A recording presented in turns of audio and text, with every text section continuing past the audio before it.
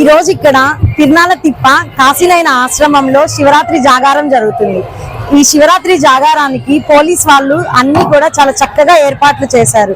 ప్రతి సంవత్సరం కన్నా ఈ సంవత్సరం చాలా ఏర్పాట్లన్నీ కూడా చాలా చక్కగా ఉన్నాయి. ప్రతి సంవత్సరం కొంచెం భోజనాల దగ్గర వాటర్ దగ్గర కొంచెం ఇబ్బందిగా ఉండేది, కానీ ఈసారి స్పెషల్ గా వాటి మీద కేర్ తీసుకున్నారు.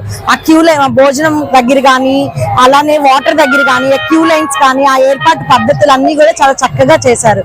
అలానే ఈసారి స్పెషల్ గా ఆ స్వామివారి క్యూ లైన్లకు వెళ్ళడానికి, స్వామివారి దర్శనానికి క్యూ లైన్లకి ప్రతిసారి కూడా కొంచెం లేడీస్ కి కొంచెం ఇబ్బందిగా ఉండేది, కానీ ఈసారి మాత్రం లేడీస్ కి సెపరేట్ గా క్యూ లైన్లు పెట్టారు. దానికి చాలా పోలీస్ వారందరికీ చాలా ప్రత్యేక ధన్యవాదాలు.